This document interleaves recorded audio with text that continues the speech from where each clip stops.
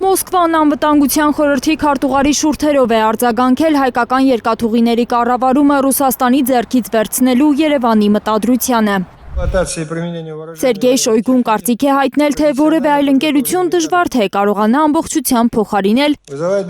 ռուսական երկաթուղային փոխադրողին, որն արդյունավետ եւ երկար աշխատել է Հայաստանում ոչ ամենահեշտ պայմաններում։ Նա նաև հիշեցրել է, որ Հայաստանում երկաթուղային ցանցի զարգացման համար ավելի քան 30 միլիարդ ռուբլի է ներդրել Ռուսաստանը։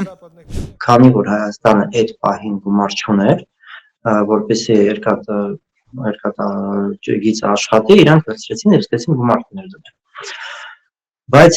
այն պայմանով, որ ապագայում, եթե ճանապարհները բացվեն, Ռուսաստանը լինի այդ process-ի մի մաս։ Հիմա, երբ եկել է մեծ ապաշրջափակման պահը, Հայաստանի իշխանությունն ուզում է Ռուսաստանին դուրս թողնել երկաթուղիների կառավարումից։ Նիկոլ Փաշինյանը պատճառաբանում է, թե թրիփ ճանապարհը երկարացնելու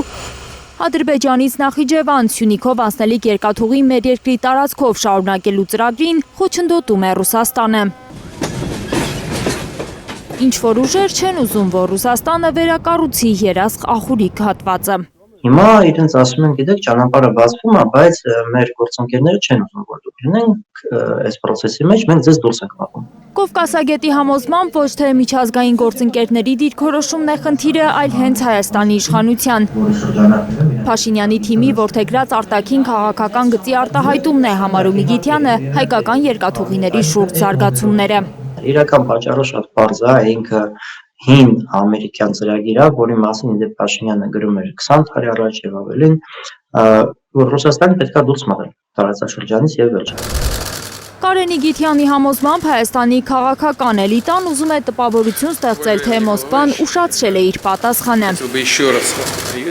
Հայաստանի իշխանությունը դեռ անցած տարվա դեկտեմբերին էր առաջարկել վերականգնել երկաթուղու երկու քանդված հատվածները։ Մոսկվան արձագանքել է 2 ամիս անց։ Այո, իրանք գալիս են Ռուսաստանի ինչ-որ մի բան են առաջարկում, մինչև Ռուսաստանում ինչ-որ մի ձև դա ընկալում են, մտածում են ինչ-որ պատասխան են մշակում, ասում են դուք արդեն ուշացաք, այսպես չի կարող լինել, դուք ուզում եք մեզ թողնեք ապահովու մեջ, մենք գնացինք առաջ։ Ռուսաստանը թույլ չի տա իր ձեռքից վերցնել հայկական երկաթուղիների հավատարմագրային կառավարումը, որի ժամկետը ըստ համաձայնագրի 12 տարի հետո է ավարտվում, վստահ է կովկասագետը։ Պատկերացումը այնպեսին է, որ չեն կարողանա ուղղակի վերցնել եւ խլել, ապա ինչու պետք է վաճառեն այս ճնշման տակ եւ եթե սա հակասում է իրենց պլաներին, սա հակասում է ամբողջ այն կոնցեպտին, որի շրջանակներում իրանք այդ երկաթգիծը վերցրել էին։ Փաշինյանը հայտնել էր, թե կոնցեսիոն կառավարումը Ղազախստանին կարող է վաճառել Ռուսաստանը, որի հետ լավ հարաբերություններ ունի։ Թուրքական պետությունների կազմակերպության անդամ Ղազախստանին հայկական երկաթուղիների կառավարումը հանձնելու խոսակցություններից դատելով վտանգավոր նոր զարգացումներ է կանխատեսում Իգիթյանը։ Այստեղ գնում է այն process-ը, որի մասին Ադրբեջանի եւ Թուրքիայի փորձագիտական դաշտը արդեն խոսում է ինչ-որ մի ժամանակ, որ Հայաստանը պետք է ինտեգրվի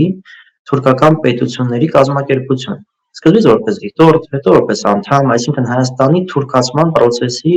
մասին է այս ամենը։ Իդեպ 3 օր առաջ Հայաստանի անվտանգության խորհրդի քարտուղարը մեր երկրում Ղազախստանի դեսպանի հետ քննարկել է տարածաշրջանի տրանսպորտային կապուղիների ապաշրջափակումը, նաև Թրամփի ուղու տնտեսական հնարավորությունները։ Լիլիթ Սարգսյան, Նորայր Շարբաթյան, Գագիկ Տեր-Ղազարյան, Հայլուր։